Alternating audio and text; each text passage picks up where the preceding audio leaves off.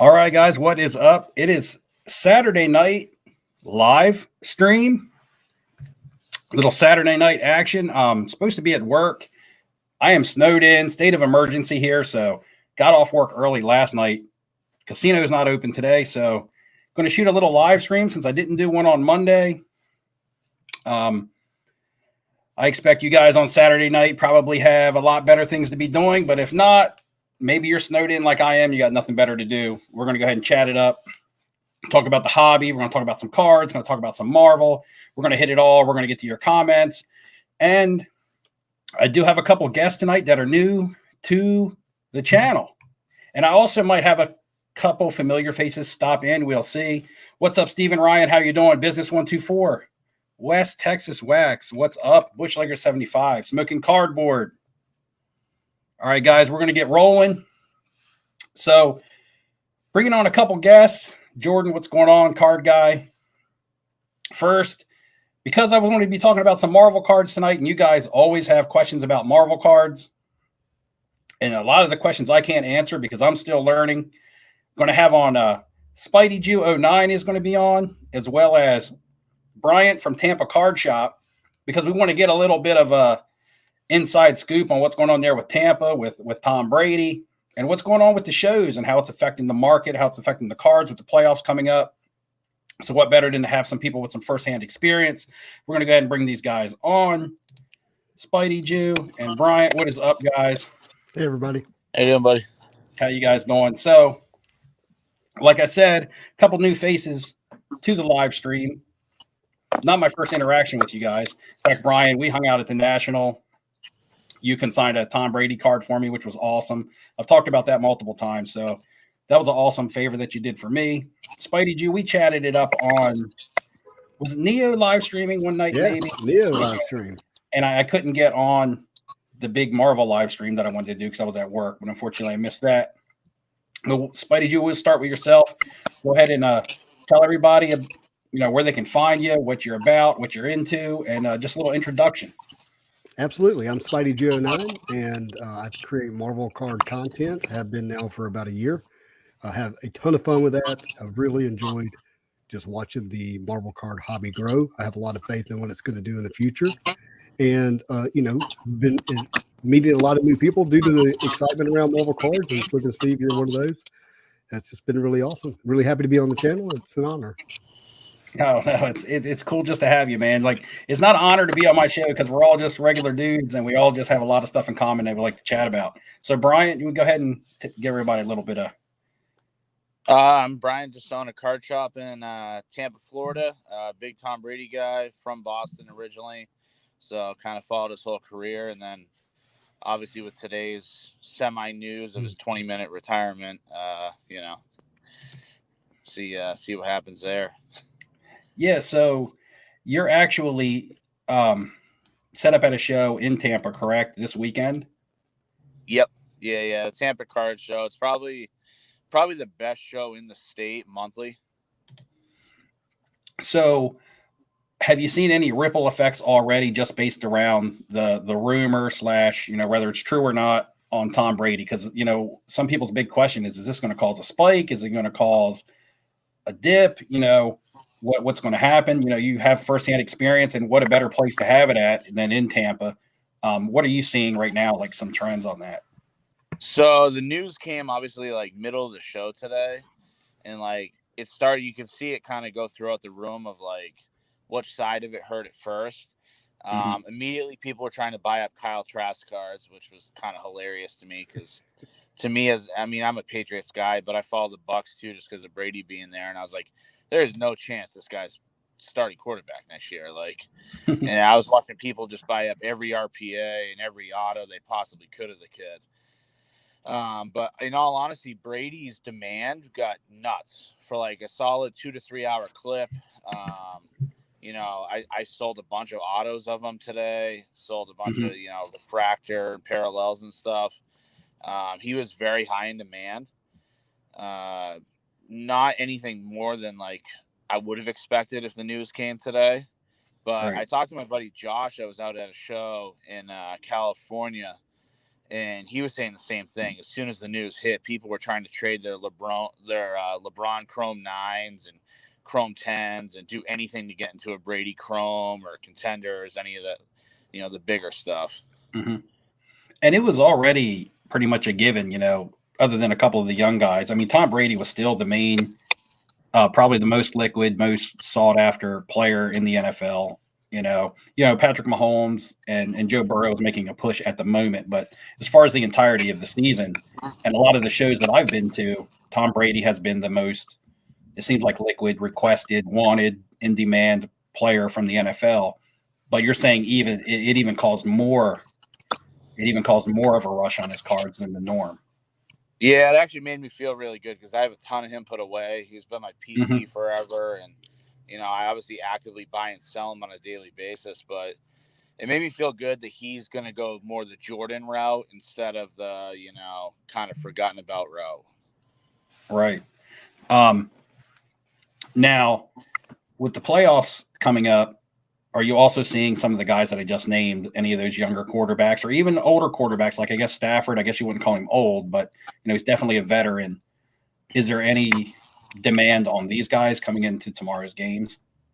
Mahomes and Burrow stuff was nuts. It's crazy to see how far Mahomes stuff had actually fallen. Like, I never was big on Mahomes, never like actively bought and sold him like crazy. But just to see like where stuff comped out before the season, and then obviously he's made a hell of a run now. His stuff's still like 60 to 75% of what it was preseason, which it just shows how far and how quick this hobby kind of turned on him.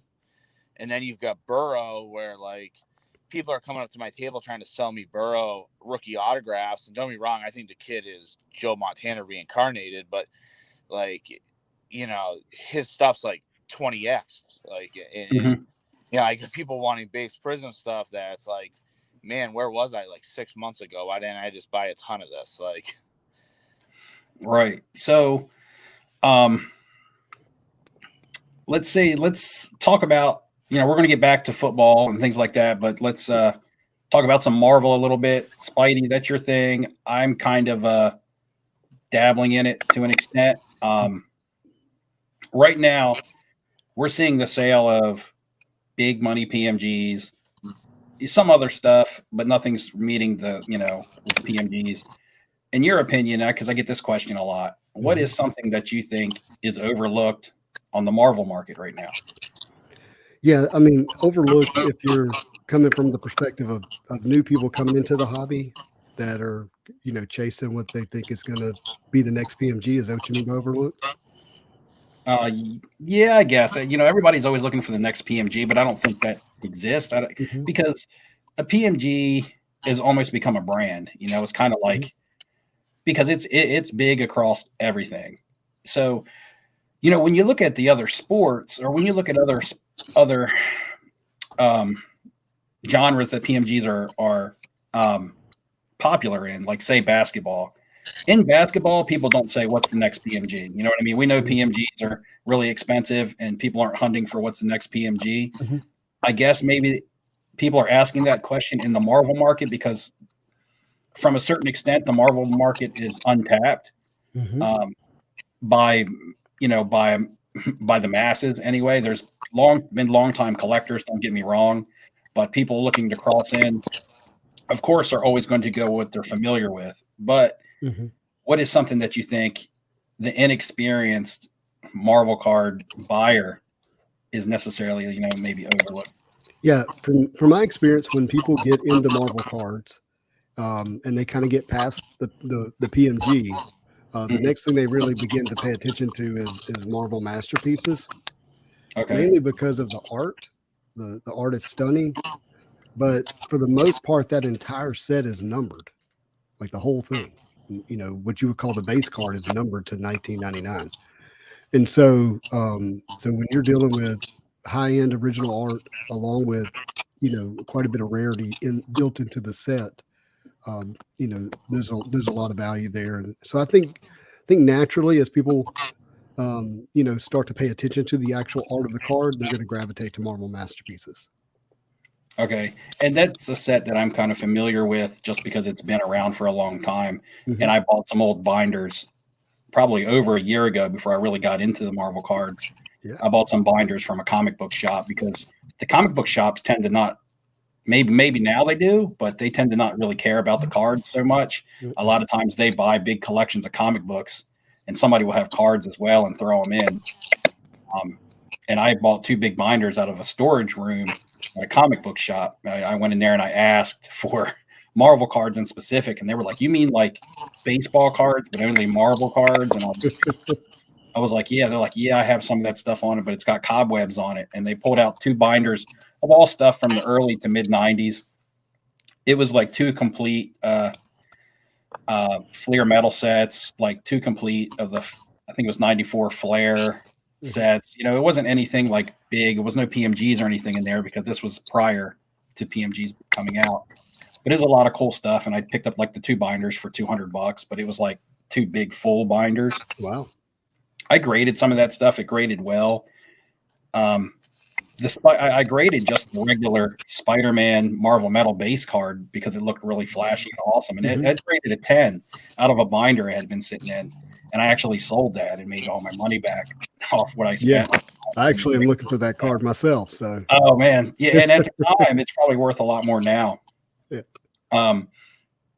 Let's see. I'm laughing at Adam Griffin's comment that he thought I was Elon Musk at first glance.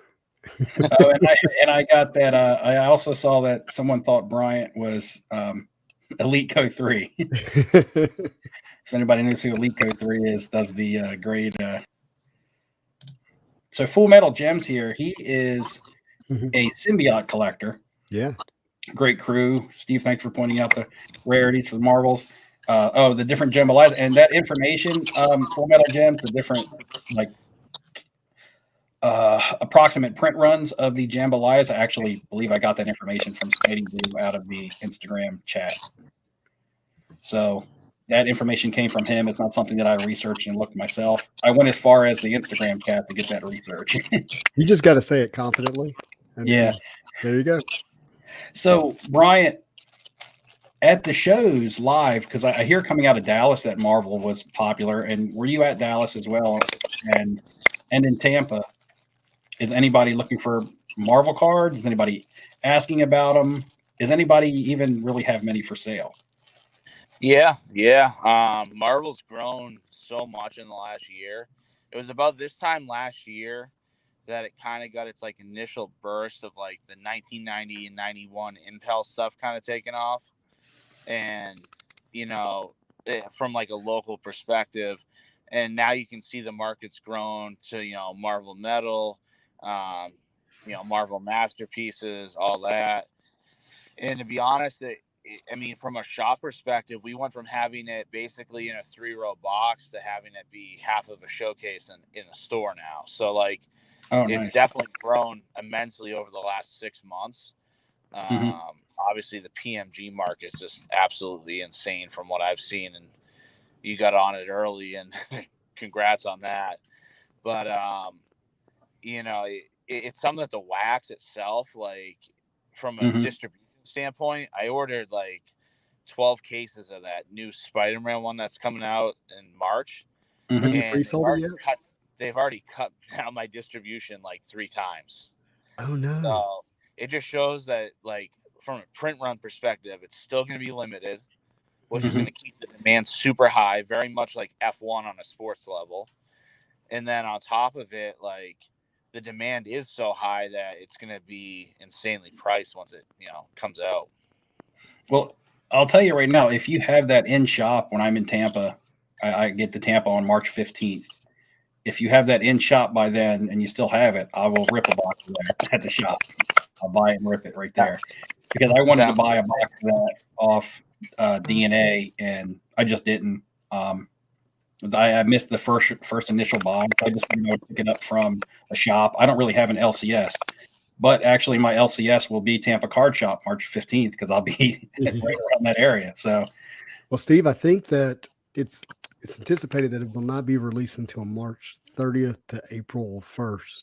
Okay, so it got pushed back again, or keeps getting pushed back. Well, I mean, who really knows? But that's the word on the From what street. I've heard, the latest they're going to push it's the end of May. But I mean, who knows at this point? I think the David Adams price. I know it's $370, and I know that's a lot. But I think I don't see anybody getting it any cheaper than that unless you're getting it through an LCS or someone like that who got it at wholesale and is willing to, give you a better price. I mean, I would pay an LCS a markup price just for the business, and just to be able to rip it there at the shop as opposed to getting the mail and ripping it at home. But because I like to whenever I go to my closest card shop to me is like an hour and a half to 2 hours away. Whenever I go there, I'll get a box of something and they have a big what's called the card bar, and it's for sitting down and ripping. So I just like to go in there. And I'm not a big person that rips wax that much.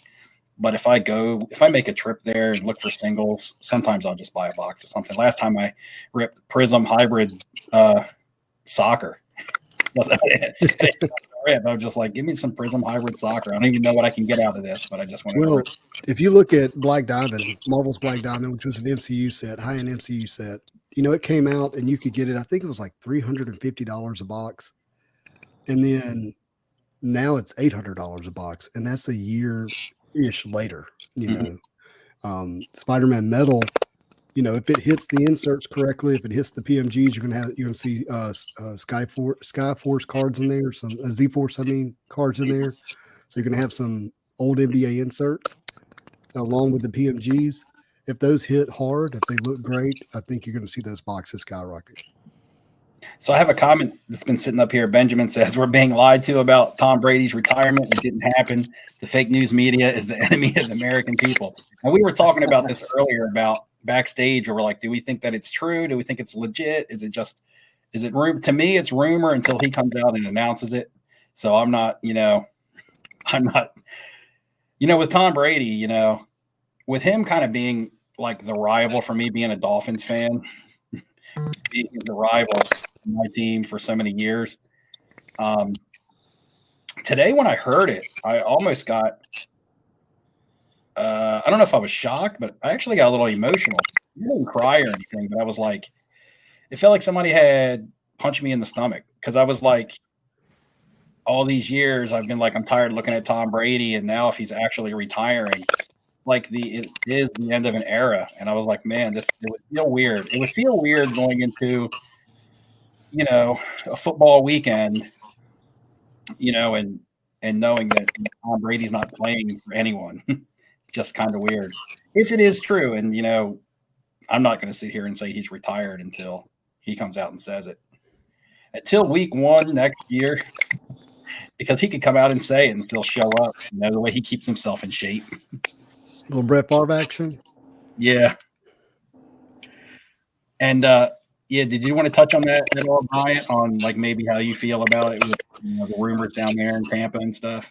I'm not gonna lie. I mean, people were making fun of me on IG, but I posted. I got Bucs season tickets, and there's 2 games left in the season, and I think they were playing the Carolina Panthers. Was their last home game, and I turned to my girlfriend Anna when we were sitting there watching it. At first, I was like, this could be Brady's last regular season home game, and she was like, yeah, okay.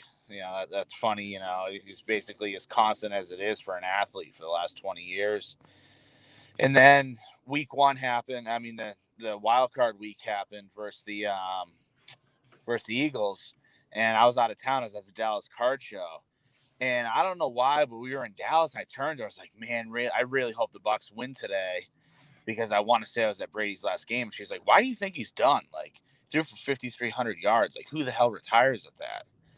And I was like, I don't know. It's just a gut feeling. There was something like the last 6 weeks of the season. I think the Antonio Brown thing kind of wore on him more than it should have. And I mean, now you're hearing reports locally that there's a lot of locker room turmoil and stuff. And Brady's not that type of guy.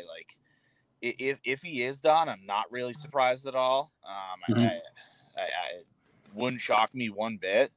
I mean, it's sad. I think Tampa kind of would have done him wrong if he is done, because I think he intended to be here for 2 to 4 years, not the 2 side of the 2 to 4. And I mean, I'm not saying he's done yet, but I mean, it'd be great if he says tomorrow, hey, I'm coming back. Because in all honesty, from a market perspective, just seeing how the show reacted today, I think we'll have a year of people buying and selling him like crazy, knowing that it's his last season. So, and I'm going to ask chat this question as well, guys, and then we'll also talk about it. If the retirement is true, you know, he's clearly been the face of the NFL for at least the last, 15 years. Who do you see assuming that role? Is it automatically is the torch automatically passed to Patrick Mahomes, especially if he wins another Super Bowl this year, or do you see another player, maybe somebody who's a veteran, or another young player that the NFL might want to push, or people might want to accept as the face of the NFL? It'd be crazy too. Someone brought it up at the show today that if he is done, him and Roethlisberger would probably be in the same Canton class. And Hall of Fame class for sure. Can you imagine Canton that year, though? People going to that ceremony, it's going to be black and gold and then red, white, and blue everywhere for like an entire weekend. Like that would be insane. Yeah. Flip and Steve, I sent a text as soon as I saw the news. I said, exit Brady, enter Burrow. If Burrow wins tomorrow and is playing for a Super Bowl in his second season, Brady played for his Super Bowl in his second season, right? I remember. Yeah, I think it was 1999. Wow, it's hard to believe it's been that long. 2001. Yeah, 2001. And enter Burrow, and I think he has a chance to kind of pick up that mantle. I know Mahomes has it right now, obviously. So he'll have to beat him tomorrow to even be in the conversation. But I think Burrow is special. Yeah, I think Burrow is special too. I think right now it was already kind of happening. At least the NFL seems like they want it to happen, and because he's already got a couple or at least one MVP and Super Bowl, I think Mahomes is the kind of by default guy. But you do have guys like Burrow who, if they, Dustin, I sent you the link on Facebook Messenger. Have y'all thought about how decimated the NFC is from a QB perspective and how dominant the AFC is now? Yeah, and that's another player like Josh Allen. I mean, we probably have seen the best game that's going to take place the rest of this season. These other players now, if the Chiefs and Bengals come out and have a great game, and the Niners-Rams game, I kind of look at that game to be kind of boring. I don't think it's going to be a shootout. I don't think Jimmy Garoppolo is capable of a shootout. So, but I can see that AFC game. Deebo Samuels just keep giving him the ball. Yeah, he's a really good player, but I mean, could you imagine Deebo Samuel like on the Chiefs? It's kind of like. I was thinking about that. He's, Jamar Chase isn't Deebo Samuels, but they're both playing running back and wide receiver a little bit. And so you kind of get to see that a little bit with Chase, what Deebo would look like with a quarterback. Well, still the most electric guy, I'm going to have to say, is still Tyreek Hill. He just proved that on that touchdown run in that game last week. But, But Deebo has it turned on all the time. It seems like Tyreek I just think he's an offensive system that kind of holds him back a little bit. Now, I know they create plays. They create ways to get him the ball. But let's be honest, they have to create ways to get him the ball because they don't have a quarterback that can efficiently or consistently get him the ball. Well, I think I heard a stat that every completion that Mahomes had was less than 20 yards from, in terms of air. Air yards, yeah. Air yards. And so they deliberately have changed up the way that, they're running that offense, which explains why Tyreek maybe is not looking as dominant as he would previously. All right, so we have Dustin. He is here. He found the link that I sent to him. He must not have been looking very hard. We're going to bring him, and I haven't talked to Dustin, I don't think, live in a while.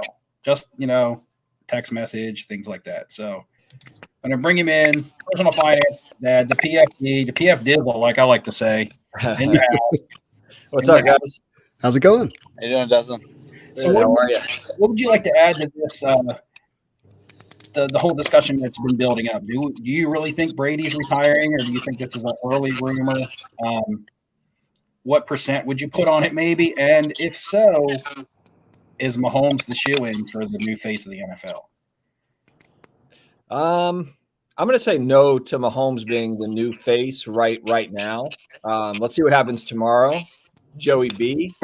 I'm excited to kind of see how those games go. But no, I would hold on Mahomes, although they've been to 4 straight AFC Championship games, and they don't look like they're slowing down. So pretty easy to he's going to be relevant, obviously. But I have mixed feelings about this because as a Saints fan, I love to see that Tom Brady is retiring, but at the same time, the Saints aren't really in a position to do anything next year. So I would actually this is kind of weird to say, but I'd like to see Tom Brady play one more year to really kind of pad his stats a little bit more and really kind of he is the GOAT, but I think if you add one more season with stats and another possible Super Bowl, that really kind of sets it. But so that I know that sounds kind of strange, but yeah, I mean, without Tom Brady, I think Gronk also obviously retires. I don't see Gronk playing if Tom Brady's not playing. So those are 2 huge veteran losses for that team. That I think they just go back to 8-8, kind of the usual, deal.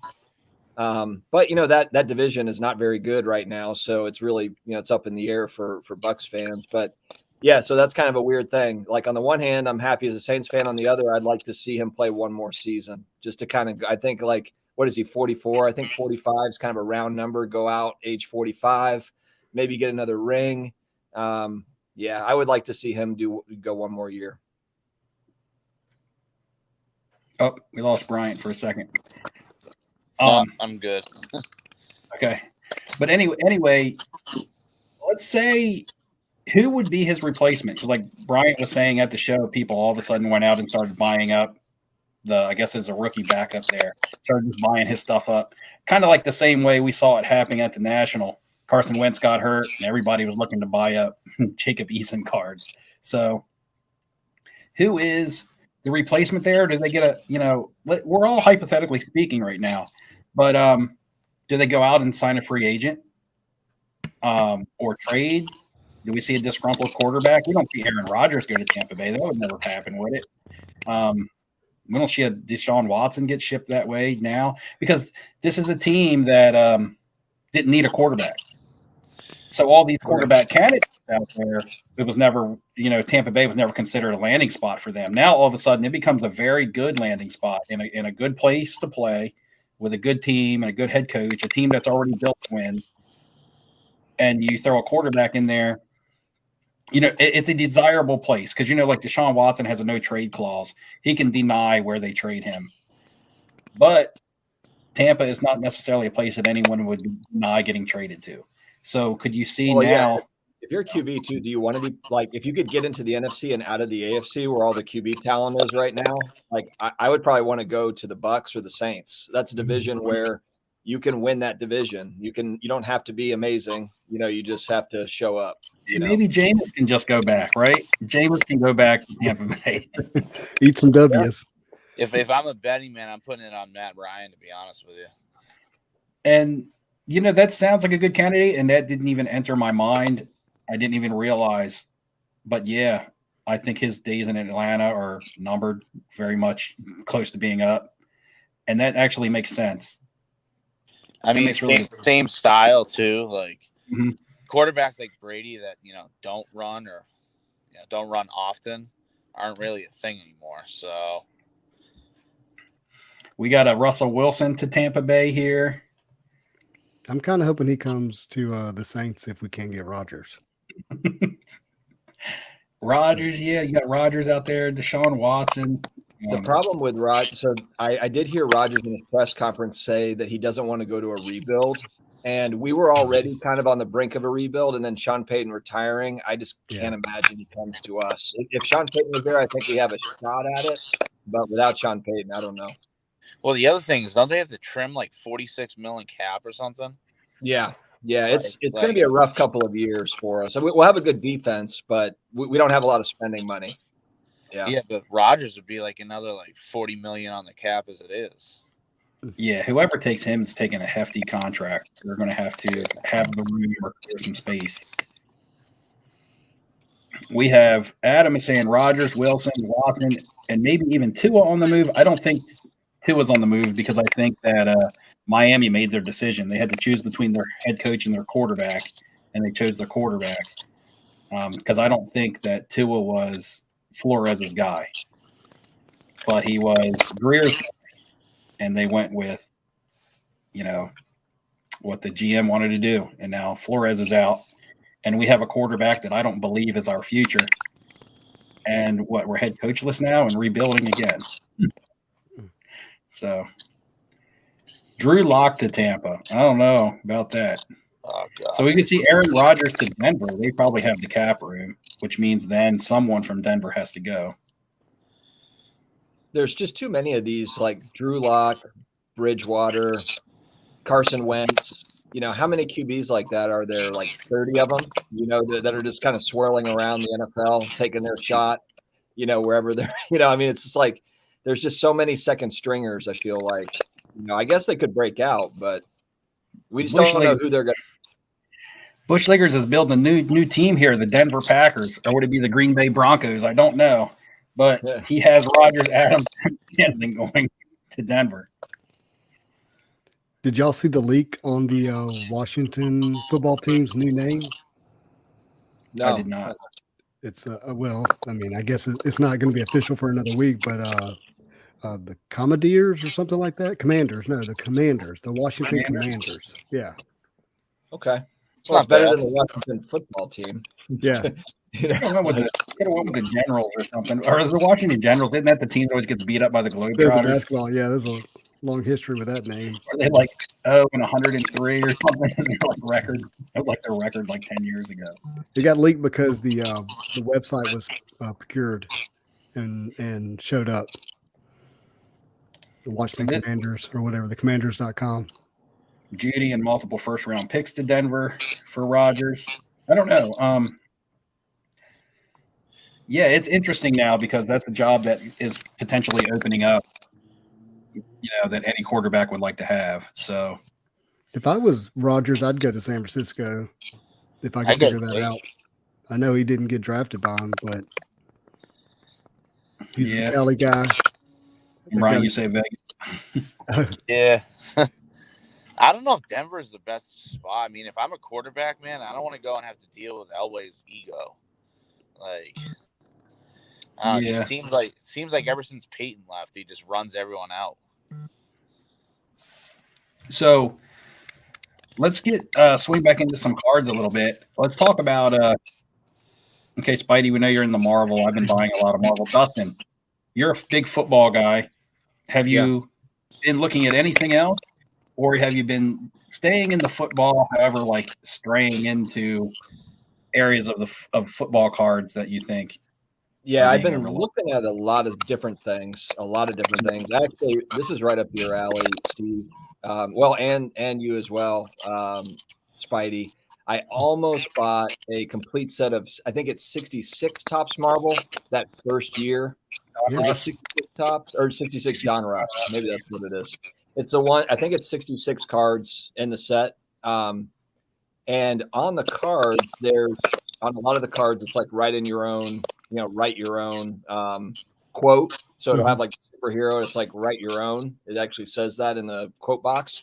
And a lot of times people actually did write in what the superhero is saying or whatever. But this is a really clean set where they hadn't written anything in it. It looked pretty good.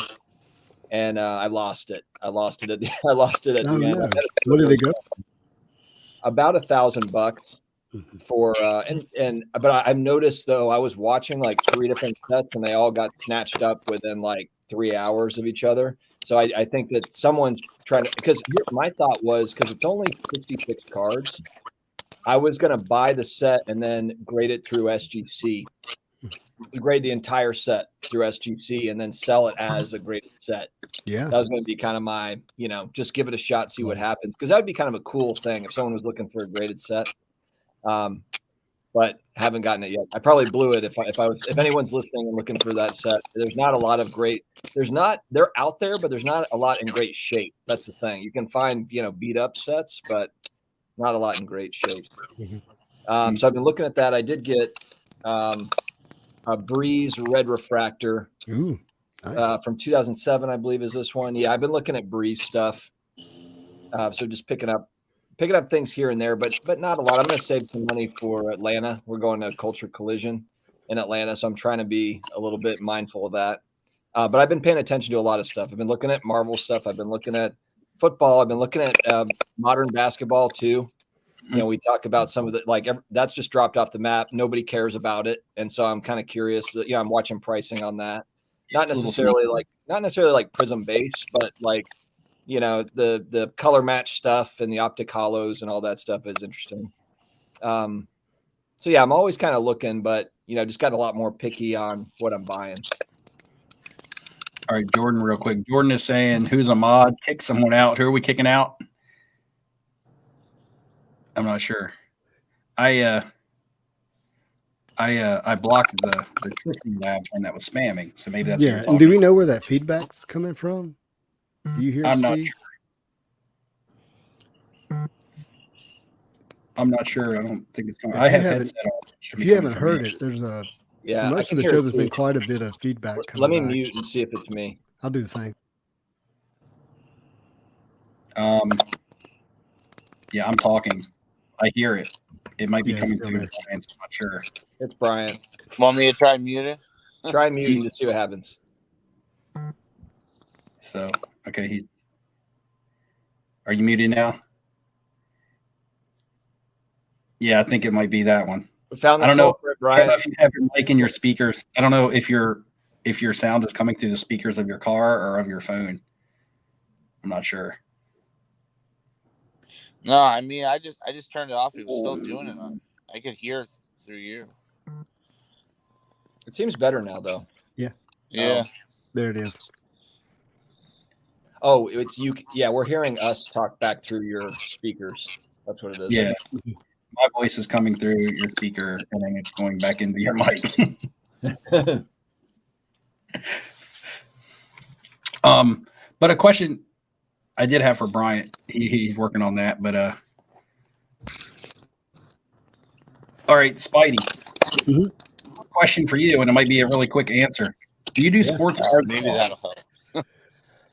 I not actively. It wouldn't be fair to say at all because I have quite a few Kobe Bryant rookie cards that I've had since he was a rookie. Many of those are at PSA right now. In the Dallas card show last year, I picked up a Burrow rookie, nothing special. But I'm not actively seeking out sports cards. But there are a few Kobe Bryant cards that dare I say I would trade a Marvel card for, right? I know that may sound weird in the chats, but yeah, a little bit. So, have you set up at any shows yourself lately? Kind of serendipitously set up at the Golden Auctions table at the Dallas card show. It wasn't planned, but I brought cards with me and they let me put them in their case and we sat up and hung out and let people look at them. Okay. Did some trading, not selling though, but I'll be in Atlanta. Because I was going to say, if anyone, when people, like if you're set up, people will actually bring their items to you. And this is a question that I'm definitely going to direct towards Bryant. When you're set up, or the day that you were set up and someone came up with a case and was like, hey, are you buying or trading? Do you specifically say, well, I'm only looking for Marvel cards, or would you just look to see if maybe there was anything in there that sparked your interest? Is that specifically to me or Brian? Yeah, sorry. Yeah, I mean, I would specifically say Marvel, and unless they showed me, I wouldn't lead with, I'm looking for a Kobe rookie auto or something crazy. I wouldn't lead with that. But if I saw it and it was the right card that I would want in my Kobe rookie collection, then I would say, hey, you know what? I'm interested in that as well. Okay. Well, same question towards Brian, because you probably get this all the time. People coming up to you, probably looking to trade up most of the time. But when you're going through the Pelican cases, the plenty of Pelican cases that you probably go through daily at a show, what is some of the things, other than the top players? We know high-end Brady's you're always going to look for. Probably any Brady. You can probably move any Brady because you have different entry level down there, everybody.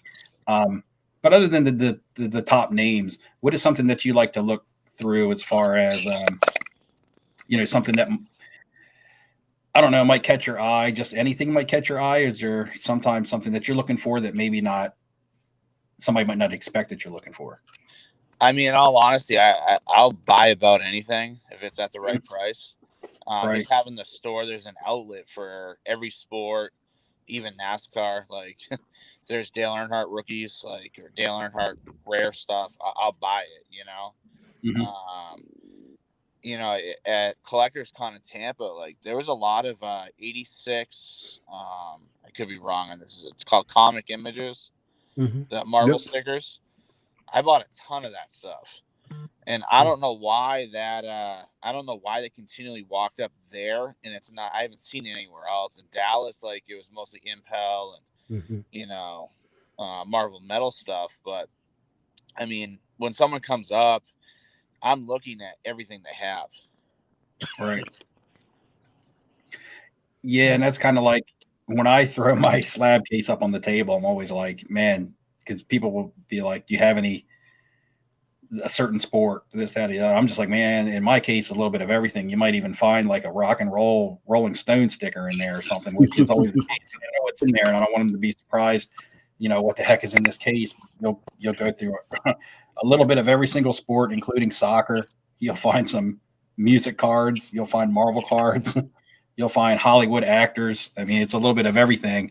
And I usually try to have it divided out because I don't want to waste a vendor's time, because I can see how a vendor could just get overwhelmed with people coming up, and you're trying to negotiate a deal and also sell to people who are wanting to buy and things like that.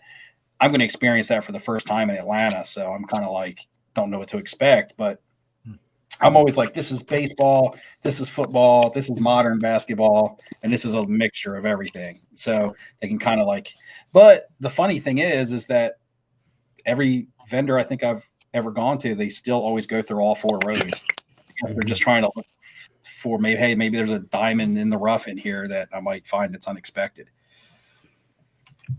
I mean, to be honest, who your kid sounds like? I met him at Dallas last week. Was the great curator. He literally had everything from 86 Jordans, Brady autos to Marvel PMGs to the Upper Deck employee Marvel Upper Deck PMG set. It was the most insane, widespread collection I've seen so far. Yeah, he has a little everything. Star Wars wrestling. He's got everything. Merle is another one of those guys that kind of dabbles in a little bit of everything. Yeah, I call him the eclectic collector, and he's hedging in every arena of every area, right, to make sure if something hits, he's got it. I mean, at the moment, I'm kind of sitting, like you said, that sounds similar, because now I have this is a case here. There's not a Marvel card in here. My other case, this now, which used to be my small extra case, now this is all Marvel. So, yeah, this is all sports. And then this is all Marvel. But the sports is this Walt Disney card. That's not sports. I don't know how that ended up in there, but are you bringing all that to the show, Steve? To Atlanta? Sure. But there's even like you said, Dale Earnhardt stuff. So I even got Dale Earnhardt stuff in there. So yeah, there'd be a little bit of a mix, and depending on how much space I have, how I'm going to set it up, I guess. And I'll probably be asking recommendations from people who set up regularly. Like, should I, and I'll ask you, Brian, when you set up, do you just kind of, I know you probably try to keep your players together, but do you ever maybe sort of set your showcases up in a certain theme? So it's funny. We used to do it. I used to be super over the top, alphabetical order each sport, and then it kind of clicked on me in Dallas 3 or 4 Dallas shows ago that if you do it that way, they only look at the one thing they're there for, right? So don't be wrong, I still put all my Brady stuff together because that's kind of my favorite and it's where my heart's at, but I'll put basketball in with baseball and football and soccer and racing and Marvel and Pokemon, and it kind of forces people to actually look at your setup through and through. Like, I don't want someone walking up, glancing for 5 seconds and leaving. Like, it kind of forces someone to actually take time to look. Right. And another question is, do you like to price your stuff on the front or back, or not at all? Or because it's probably hard to keep up with. I'm going to guess from show to show, having to reprice based on market movement and things like that. But that's a question that I get a lot, and I get different answers, and I'm not sure what I'm going to do. I actually price it on the back, to be honest. It gives me kind of a starting number to work off. I'll know if I have room on the card to come down. I mean, I want to give everyone the best deal they can. And like, you know, I don't want someone to be scared of like asking on a card because they see, you know, $1,000 sticker or $700 sticker, and they be like, oh, I can't afford that. In the back of my head, like, I know I could go to 500 on it, and I'm in their price range. Like, so it kind of eliminates like the non-ask per se. Yeah, I get that sometimes as a buyer. Sometimes I might walk by a card and see a price tag on it and be like, I like that card, but it's out of the range that I'm looking for, and then I don't even start a negotiation on it. So I can understand that aspect of it. But then I also, the other thing, I think it scares people too, and like you kind of could price yourself out of, like, I don't know, because I'm also a buyer too, so like I've caught myself doing it where I'll go to someone's table, they have all the stickers on the front, and they could have like LeBron paper 9, right? And they could have it priced at like $1,700, which, you know, was a comp 9 months ago. And I'd be like, oh wow, they're like $900 too high, so I probably can't really talk them down on anything or even get a deal here. I should just move on. Right. So, one thing that someone did say, that from pricing their cards, that they said a lot of times, and this is just one person's opinion, people ask them, and they just get tired of, you know, they didn't used to price their cards, but they got tired of answering the question of how much are you asking for that, especially in the middle of making a sale to someone else, or making in the middle of a trade. You know, people can just see the prices and they don't have to interrupt, I guess. I'm not really sure. I'm not sure if that is a viable thing or not. yeah, I mean, don't be wrong, there's times it gets hectic with that, but like in the same breath, like, I don't know. I mean, we're selling pieces of cardboard.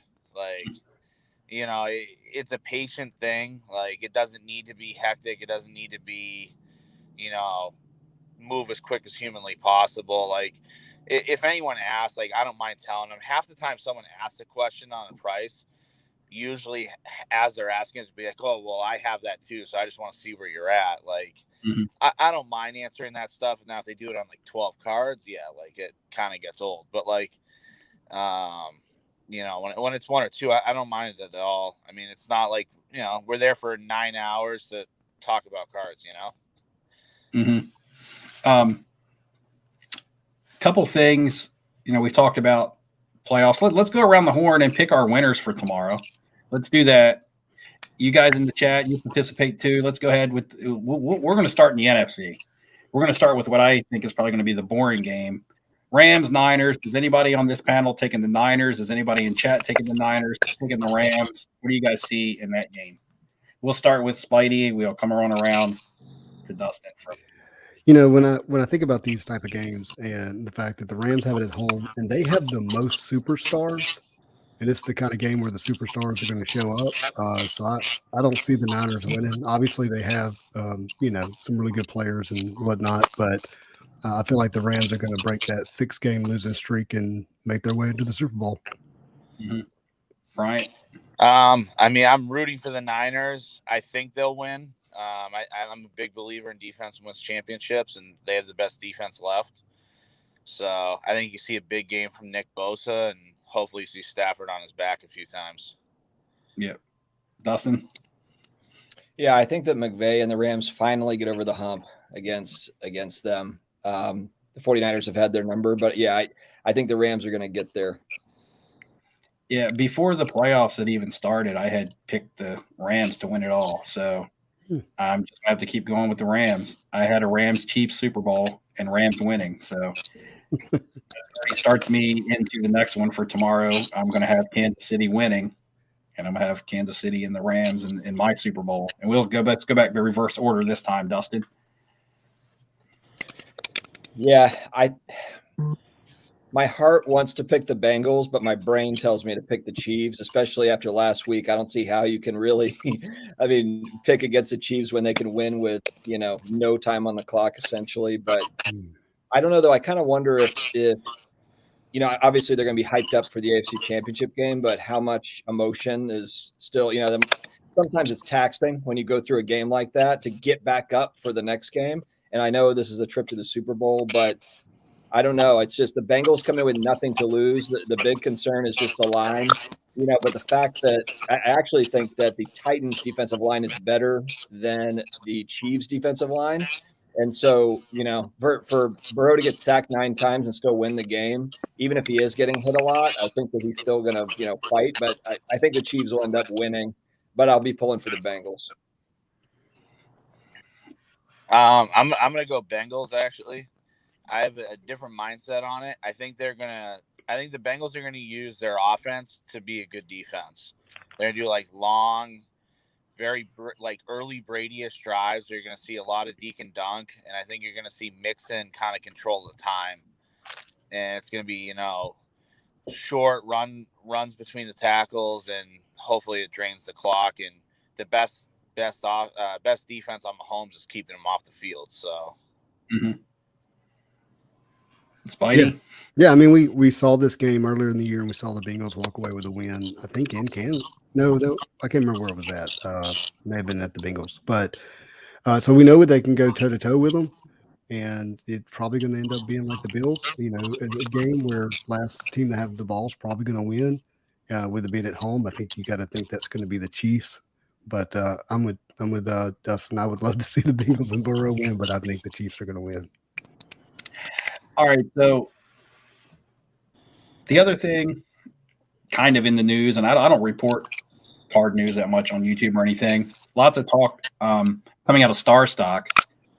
I haven't messed around on the platform in a long time. I wouldn't even have known that there was anything going on if I didn't see people talking about it on YouTube and stuff like that. Any inside scoops, anything? Again, a lot what's might be going on there is like rumors, and you don't really know. They say everything's fine, but they had some layoffs. They had to cancel some things. They're holding. They're not taking raw cards at the moment, and I don't think they ever did Marvel cards anyway. So Spidey, you may not have ever messed around on the Star Stock platform. Never. But do you guys have any hot takes or thoughts on the Star Stock situation? And whoever wants to go first. I'll go first, I guess. I never really use the site that much. I have an account, but probably bought a couple of cards, maybe sold one card on it, so I haven't really used it much. I'm no Star Stock expert by any means, but I just think that particular site, I saw one comment, I can't remember where I saw it, but I thought it was a good take because it's more that platform was more of like a day trading platform, kind of like a Robinhood for sports cards, and that's become less and less over the last 6, 7, 8, 9 months. And so it makes sense if you have, and then not to mention, there's just a lot of selling platforms now, just so many options that, I think that we were all kind of wondering, are they all going to survive? And Star Stock might still survive. They might still be totally fine, but it's not that surprising that some of these platforms are going to have to shift gears, make changes, because it might, parts of their, offering might not be working out. So I don't have any hot takes or behind the scenes knowledge of it or anything. I didn't use the site enough to, to have much to add to it, but I guess that was my initial takeaway. Brian? I mean, I think they're hurting more than they're telling people. I agree with the comments of their West Texas cards that they're not being truthful. I think the day trading stuff has kind of gone away because like no one's grading that stuff anymore. Like, right. A Star Stock A on a Desmond Bain Prism Star Stock A, like what does that even mean? Like you can get a 9 in grade right now and lose money. Like, you know what I mean? Do you really want to pay a premium to have to potentially lose $40? Like, Yeah. Is Star Stock like ComC? Is that what Yes. it's like? They only take sports cards, and then they do like what is kind of like a raw card review on it, where they say it's graded an A or a B or a C for condition, so that people used to buy the Star Stock A's at a premium price, thinking that they were going to grade out as 10s and things like that, which kind of backfired when they started doing their PSA submissions and they didn't get a high gem rate. The other thing is, like Brian hit on it, it's a lot of cards. I mean, their bread and butter, their gravy was these prism base cards and cards that just aren't necessarily desirable anymore. So even if it's popular players, the cards that people were sending to Star Stock weren't their higher end items. So that's what you have on the platform, is a lot of the cards that have really lost desire, even if it's a good player. So, Well, I can't say anything publicly, but I would suspect that the news of this today probably has to do with some of the behind the scenes stuff where you have various companies locking and linking up symbiotically, where it comes from, selling platforms to grading companies, and companies where you can buy cards. And if Star Stock is not a part of that, it's going to be tough to survive. yeah. And I had something I was going to, today, even for myself today, I went on there. Any raw card that I had an offer on, I just went ahead and took it and pretty much liquidated everything I had on there and actually had them send me PayPal me my money that I had on the account. You never know. And I'm not saying this is going to happen, but if they were to file for some sort of bankruptcy or something crazy, then all of a sudden, do they still owe me, or can they just say they're bankrupt? Oh, well, so it wasn't a whole lot, and I didn't have a whole lot left over there. So I really didn't, it wouldn't have been that big of a deal anyway, but just to be safe, I went ahead and for myself, I went ahead and sold everything that someone had maybe had a pending offer on, and went ahead and cashed out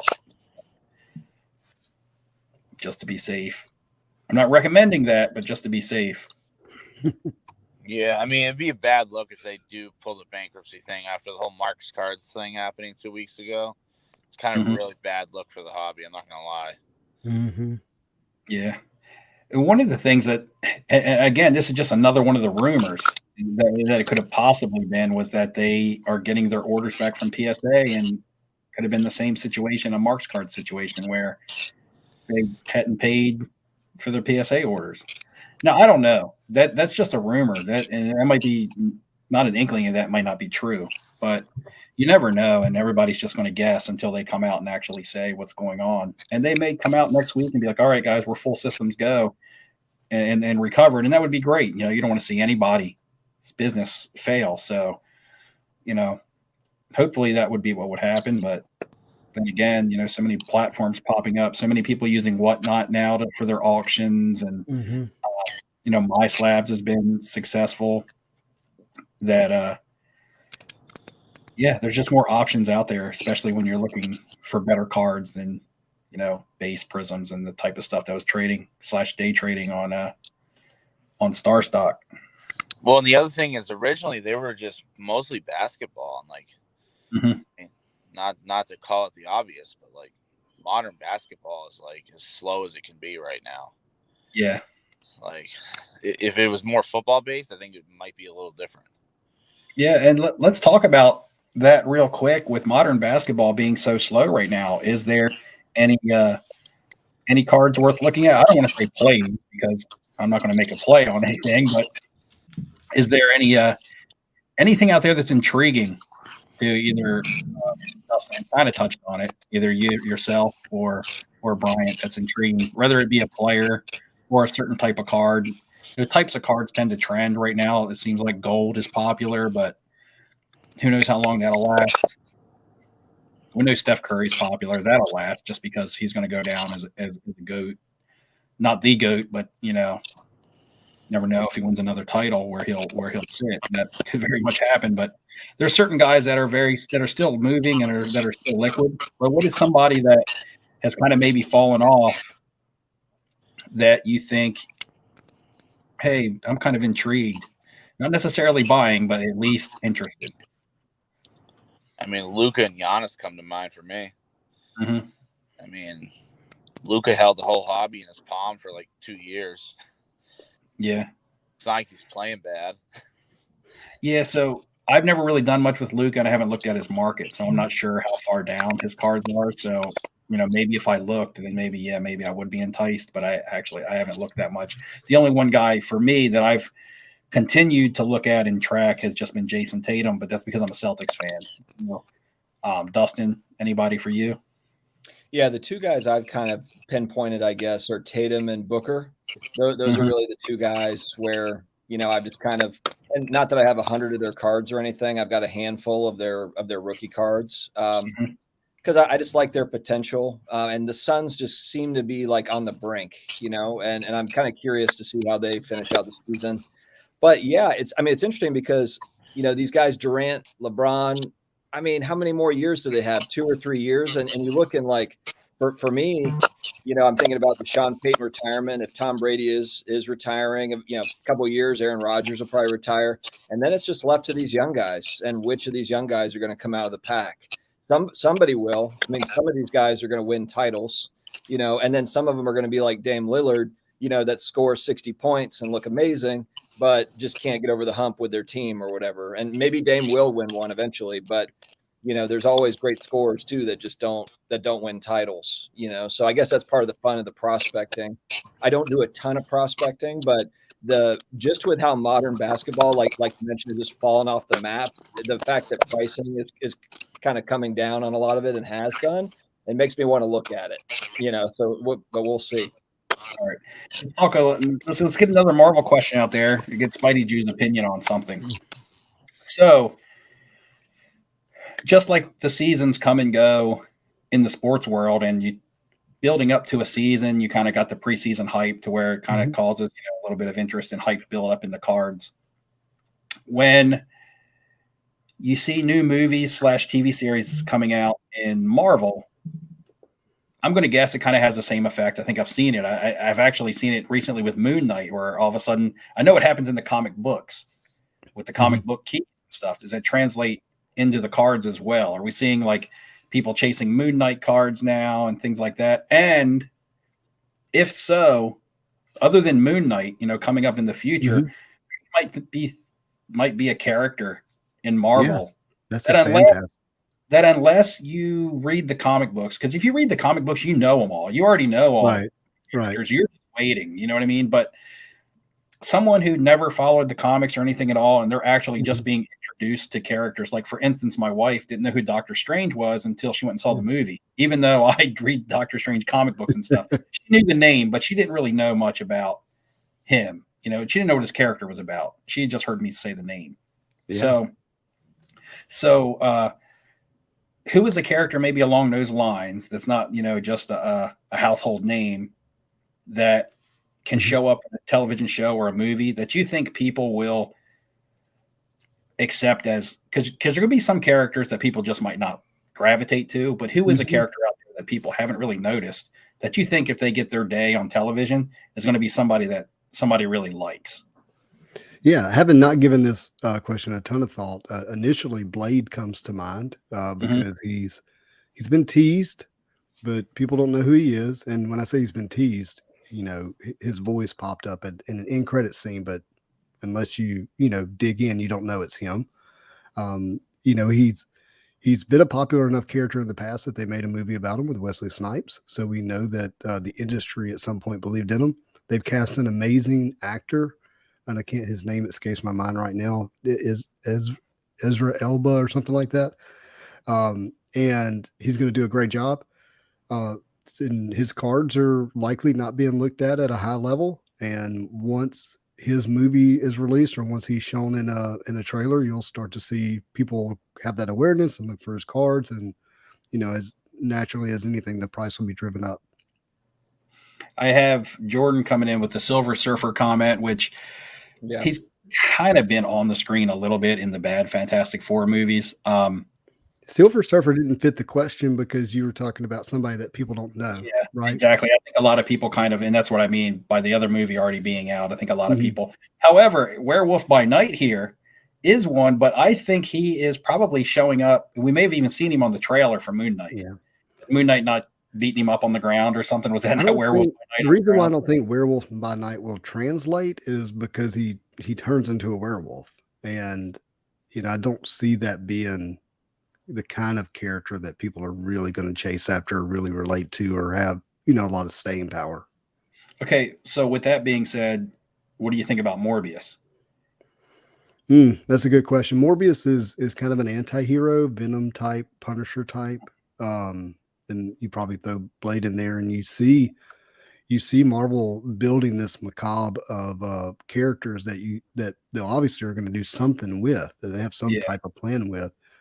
But he's the problem is he's technically a Spider-Man character, Mhm. and so he doesn't belong to Disney. He belongs to Fox, and yeah, you got to think through that if you're looking at it from an investment standpoint. Like how are they going to handle that, long term? And I don't know the answer to that. Right. I'm gonna throw a curveball in here. So not Marvel, but Spawn, Yeah. another Spawn movie. Todd McFarlane's been trying to make another Spawn movie since the '90s movie. '90s movie actually wasn't even that bad, to be honest. I actually kind of liked it. Mm-hmm. That new Mortal Kombat movie that came out, I actually liked the '90s Mortal Kombat movie better than the new one, but that's besides the point. But Spawn is such an awesome character that if they could redo that movie, I mean, and just really kind of like if Disney's Marvel got a hold of that and could do it, it would be insane. Anyway, but I'm a Spawn fan, and Todd McFarlane's a legend, so I'd want to see that. So Marvel guy says 2099, so I'm guessing he's going Spider-Man 2099 here. Mm-hmm. Or Hulk, or there's a bunch of the 2099s. Adam Griffith. So let's go. Okay, so Fantastic Four is a team. Who do you think from that team is the one that draws the most popularity? You asking me? Yeah. It's going to be based on casting. So if they cast a really excellent actor for Mr. Fantastic, and let's say the Illuminati storyline becomes big and he's big in that storyline or something like that, I think he'll have a lot of play. Sue Storm, females always tend to do really well if they're casted well, so she would be second. But I mean, you never know if somebody plays Thing and he knocks it out of the park and he's funny and he's whatever. You might see kind of a resurrection of a character that maybe people were not thinking was going to be that great. And for you, Brian, who's your Fantastic Four person? I mean, kind of like he was saying, based off casting, I think Thing would be pretty cool. I mean, doesn't really have anything big made cards wise from what I've seen. So, I mean, he was always my favorite. Well, they're banned right now. So Fantastic Four, including Doctor Doom and including Silver Surfer, they haven't had cards since 2016. Yeah, and it's licensing issues, right? Well, now Marvel is now going to start making Fantastic Four characters, villains, cards again this year. So you're going to see a kind of probably a new love for those characters being developed through those card releases. I've been buying every Surfer comic book that I can, because if we're going to talk about those characters, I think Surfer's the real play from the Fantastic Four, and Doctor Doom is the real play from the Fantastic Four. That's who I would be looking at. I was going to say Doctor Doom and even Galactus are probably more popular than the actual Fantastic Four team. When if Doctor Doom is done right, he'll surpass Thanos from a fan standpoint, in my opinion. And they can tie those together. Galactus and Doctor Doom, they can tie those into Avengers and those other types of movies, work them in. Now I'm a huge fan of Silver Surfer issue number 3. I love the orange cover, the bright orange cover, Silver Surfer surfing right into like Mephisto's face. Right to the devil. It just looks awesome. And I'm just like, and at first, so key issue as being the first appearance of Mephisto. Anything there, anything with Mephisto. I haven't seen many. Is he banned as well? Because I don't see like PMGs or anything of him. And I would think he would be a popular enough character to have some of that. He's not banned because there was a set called Marvel Legends trading cards you get exclusively through GameStop and only through GameStop. You had to go buy an action figure to get the pack of cards. And Mephisto is in that set. He's a great villain. He's an important villain into all those storylines. That's why he was spec'd so hard in comic books last year, because it was just like, hey, he's got to be the devil behind this witchcraft that's going on in WandaVision. So from a card standpoint, once he shows up on the screen, what little bit of Mephisto that's out there, I think would do well. So yeah, I guess because when I look at PMGs, and I've been looking at the Vibranium, and I know the Fantastic Four aren't in those Vibranium sets. They do have PMGs for 2013. I believe that's the only year. They don't have 15, do they? Just 2013. But I just, because I hadn't seen any big, the big flashy sets that we're talking about recently. Haven't seen any Mephisto cards in there. Which I would find weird, or Kang, two guys that are big time villains that we don't see on some of the more popular cards. So if these are guys that you want to spec on, and if Marvel cards gain popularity based on someone being in a movie, you got to start looking for the sets that these guys are in,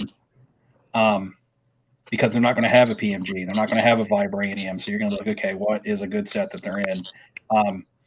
I know another character that's banned, and I don't know why, is Nightcrawler from the X-Men. And we'll talk about the X-Men as a whole in a second.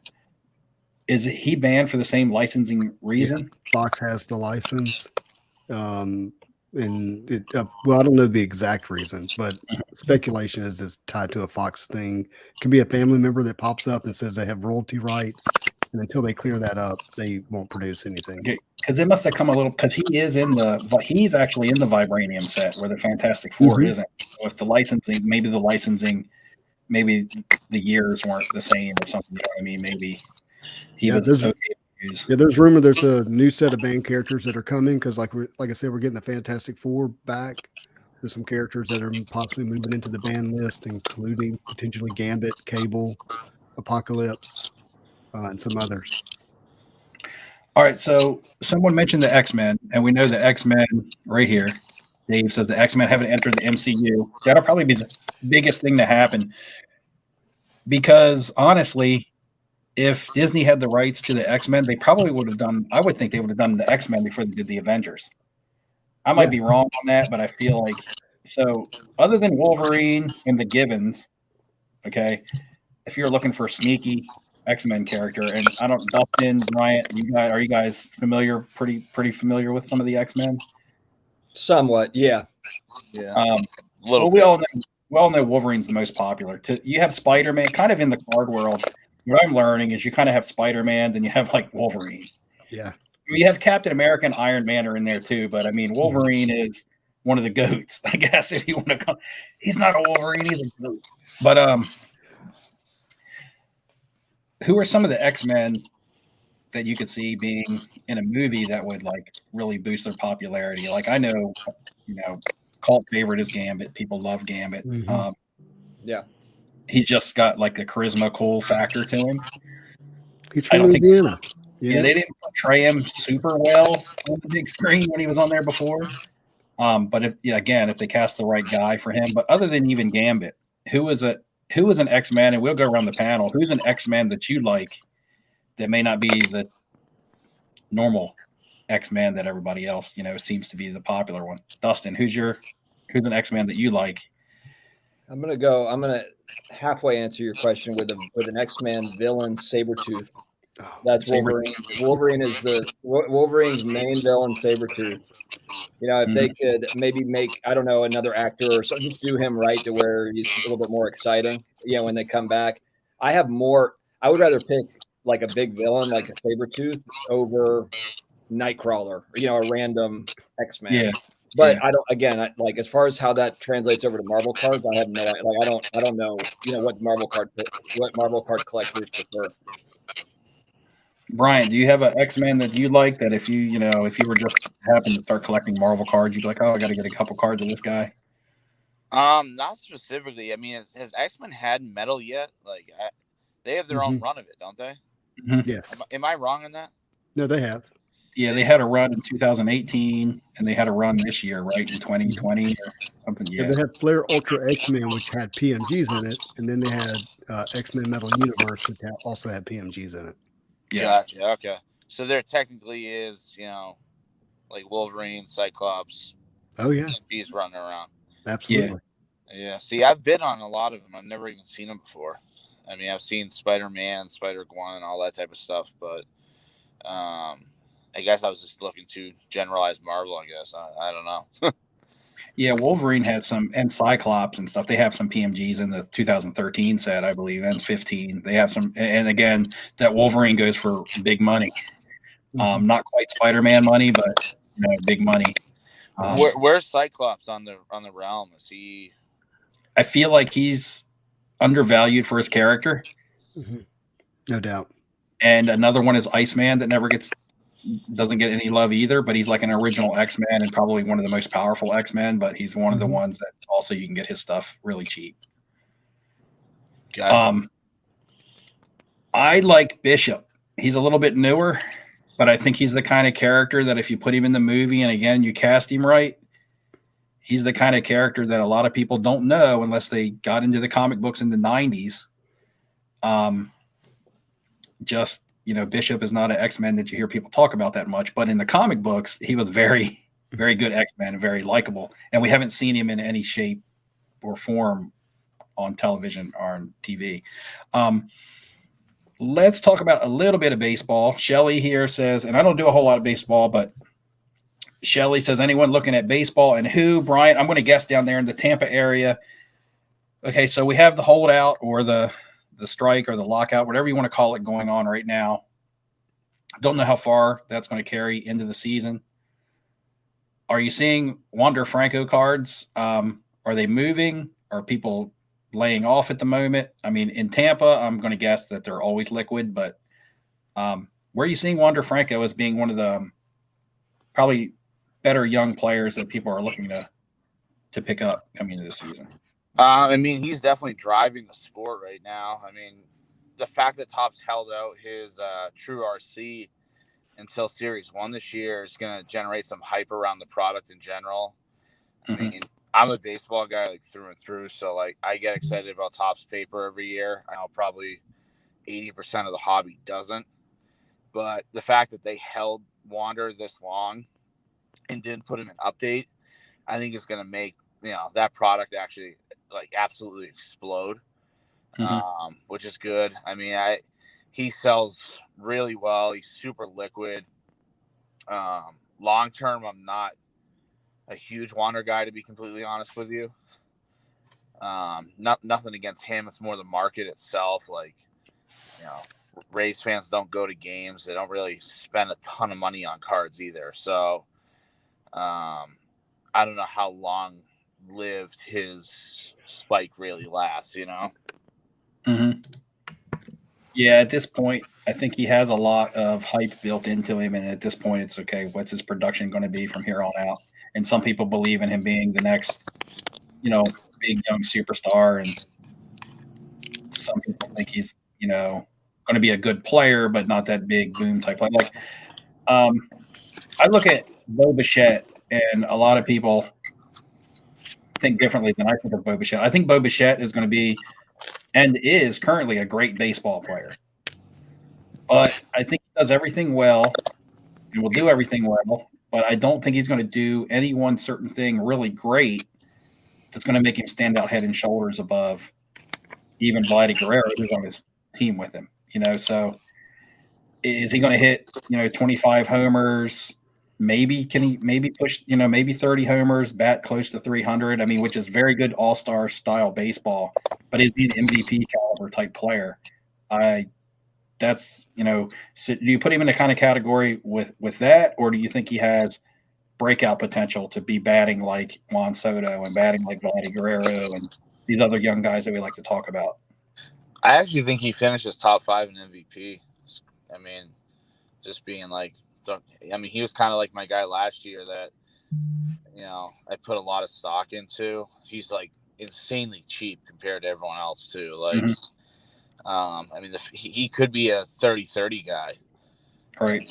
And to be honest with you, Toronto needs one of these two guys to sell, like either Vlad or him. And I think the coolness part of Bo and kind of like the swagger he has will propel him market wise long term. Yeah. Yeah, I think he has the look and things about him. That helps. Yep. We got Victor says he loves Bichette. Let's talk about another player really quickly that a lot of people we're anticipating him coming into the majors, and that's Bobby Whitt Jr. That's the one player that I've actually stashed a couple cards of, hoping that baseball season would start and he would get called up. Are you seeing any movement out there on Bobby Whitt? And do you think that if he gets called up, because remember, his cards went crazy last year just based on a minor league or preseason or spring league home run that he hit. Yeah, I actually think he breaks camp.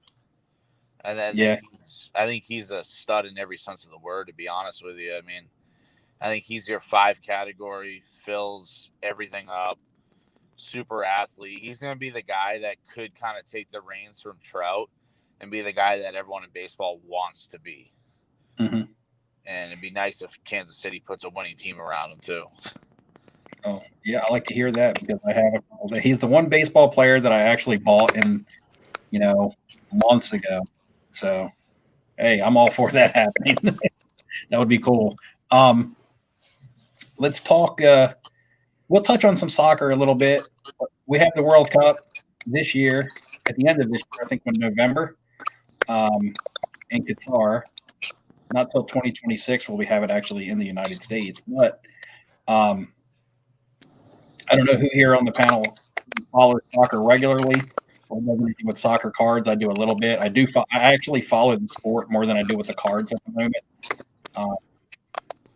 But I'm going to go to Dustin and just put him on the spot and say, I know you don't do soccer a lot, but do you have any thoughts on the soccer market? Have you ever thought about it? Is there any players that you would like to have a couple cards of just because you believe their legacies are set in stone? Would you ever take the Pele auto? Anything? Just give me any take that you would have on a soccer card. Yeah, I've looked at Pele autos. They're not cheap, that's for sure. But stuff like that, yeah, you kind of nailed it with with Pele autos, maybe Ronaldo, maybe Messi type stuff. But I think though that I would probably I want to just wait a little bit and just see if that stuff comes down in price, because that's really where I would want to go if I was going to buy in. I don't know enough about the prospects, so it would probably be more of the vintage type stuff, or at least just the guys that have already completed a Hall of Fame career, or they're already set. I know there's a lot of exciting young players, but from what I've heard with soccer, kind of the soccer feedback that I've gotten is you can have strikers that are really exciting, and then a year or 2 years later, they're nowhere to be found. They're completely off the map, because of injuries or whatever. And so I haven't been going in on prospects, but I think soccer cards are cool. And again, the problem, and Steve, I know you guys know what I'm talking about, but just there's so much out there that I'm interested in that's just another thing to get to. So yeah, I think I will have some of that stuff down the line. I'll have a handful of cool soccer cards. But it's just not it's not top priority right now for other stuff I'm looking at. Okay, we got Bryant. We lost Bryant. He's back. Oh, okay. A little switcheroo here. Let's see. Sorry about that. And if you're looking for a Ronaldo, I'm going to guess that if we're all in Atlanta, I'm pretty sure Anna has probably a couple Ronaldo autos over there at your table, huh, Bryant? Oh yeah. She's constantly buying soccer. I'm not gonna lie, from a personal investment standpoint, I think it's the safest market to invest long term in right now. And 3 years ago, I was not buying soccer. I wouldn't even thought of it. I mean, I was a baseball guy, but I kind of got sick of getting killed on prospecting. Mm-hmm. And the hit rate on soccer prospecting is so much better. Especially you actually get rewarded for being early on a guy, where in baseball you have to pick 10 guys to prospect, be early on 2 of them, and you win.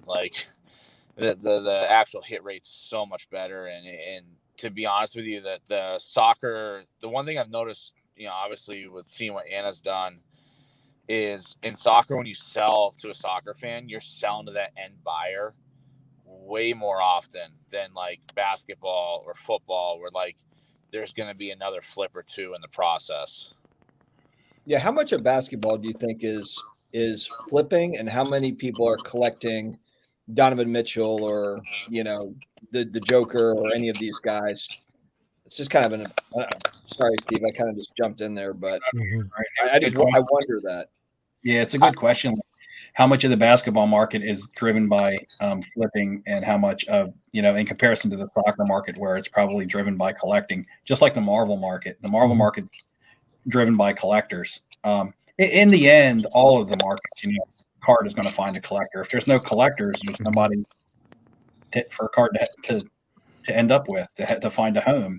But it's much easier to find that collector in some markets than others. And I see Marvel, just in the short amount of time that I've been in it, very collector heavy and driven. And that could be because a lot of people haven't trickled in. A lot of people that are going to trickle in for the just for the potential buck, which I will sit here and tell you that I'm somewhat guilty of that. I'm not going to sit here and say, oh, I got into Marvel because I want to be a hardcore collector. It did have to have an appeal to me, though, other than, hey, I might be able to flip some stuff, and like I said, the comic books appealed to me.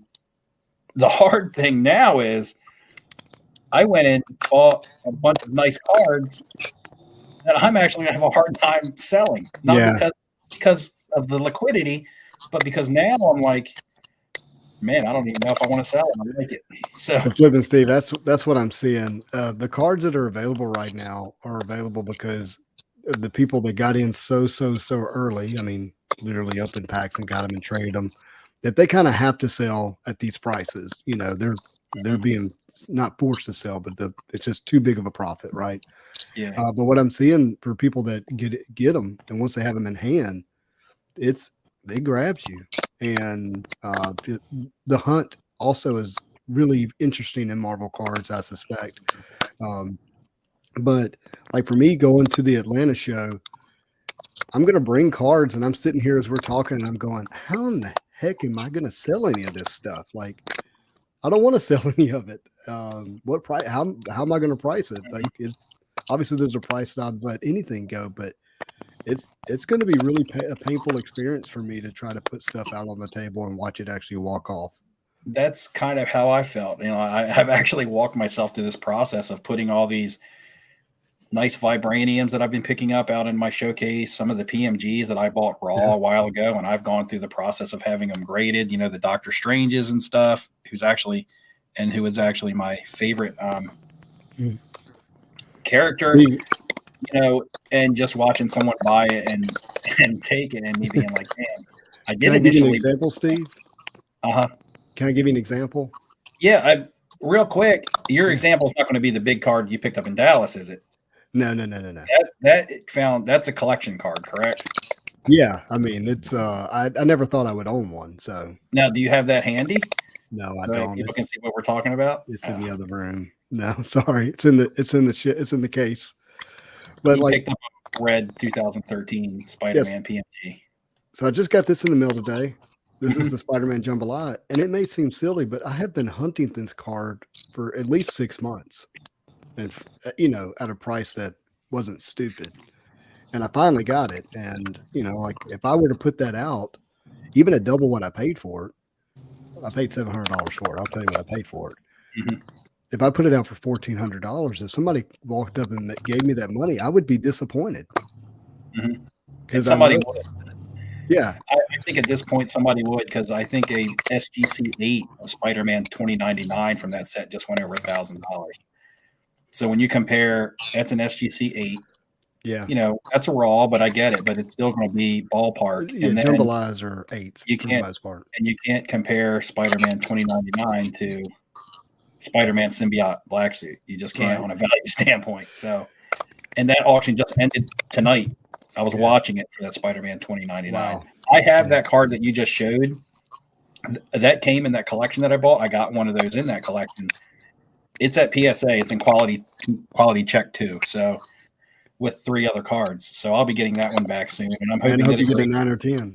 yeah, if it grades a 9, that'll be cool. But they're really tough to grade. I know Kenny Fornos just got back a Venom, and it graded a 9. So that's a high grade on that 2017 Venom Jambalaya. But as soon as is Marvel picking up a lot because of the limited number of sets? Is that what it is? Is it like it was kind of a niche collectors, a niche number of collectors, and then now you've got more people that have entered in, and there's just not that many sets in comparison, kind of like the F1 effect, where you just don't have a lot of F1 to buy, so it kind of pushes the price up for a lot of that, for like the rare stuff in particular.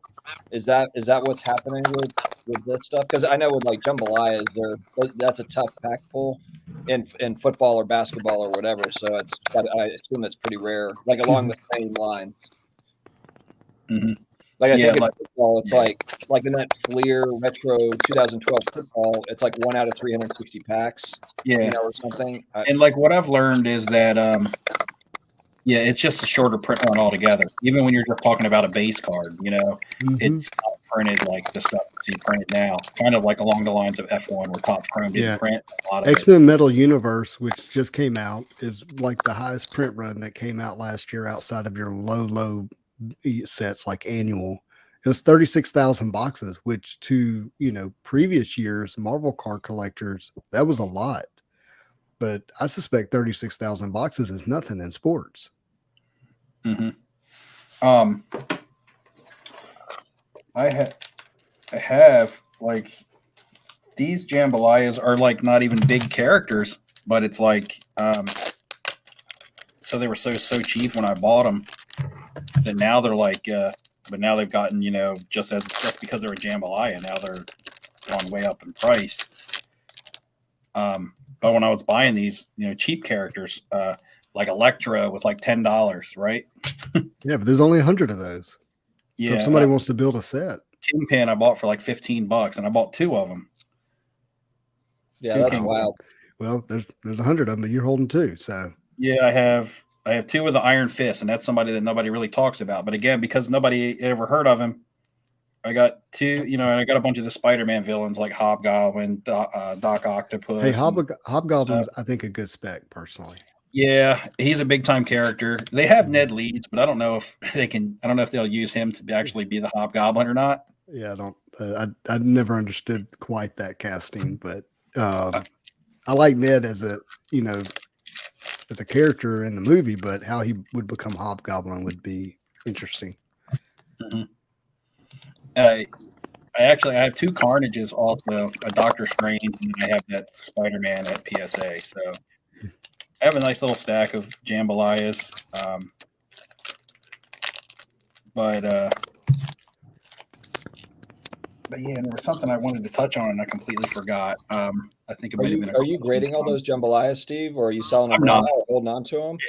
Unfortunately, this stuff that I got in for this Marvel collection, I don't have time to grade it all before Atlanta. So I'm probably taking a lot of it raw. And right now, I don't think that's bad because I think people are looking for quality raw cards. Well, here's the thing about Marvel cards. I dare say 90+% of all Marvel cards is raw. It's people that are coming into the hobby for the first time. I think that's one of the things they find real surprising is that this hobby has not matured yet to the point of a big graded collection. And to me, it speaks to the infancy of where Marvel cards is. So when I started doing YouTube content last year around Marvel, one of the first things I would say is I would tell people, hey, it's time for Marvel cards to grow up. Like it's time to adult now as a hobby. And part of that is grading. But we haven't got there yet. And to me, I think it doesn't mean you missed the boat in Marvel cards. There's still a lot of opportunity out there. And once people start grading, you'll see that. But yep. So actually we're coming up on an hour 30. Spidey, you said that's about how long you could do. Yeah, I need to run. I'm having the weather always makes my knee hurt really badly. So sitting in this chair for a while. So we're probably going to go ahead and wrap the live stream up a little earlier than normal. But thanks you guys for coming on. We're going to go around, make sure you tell everybody where you can be found once again. and we'll get together again and maybe with a couple more people and have some more topics to talk about. Have a little bit more fun with it. This was just kind of last minute thrown together. You know, I hit you guys up like an hour before I was going to go live and was like, hey, you guys. I had to roll out of bed for this, Steve. Yeah.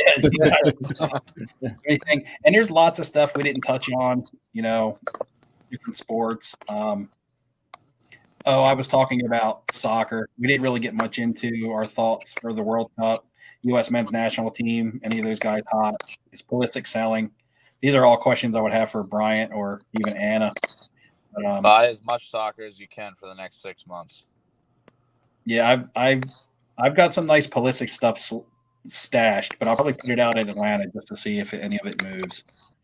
I think you're going to be surprised with how much soccer walks up in Atlanta based off what Anna told me from last time there. People walking up to the table looking to move it. Yeah, they're just looking to buy soccer. It's a very big market there. Oh, okay.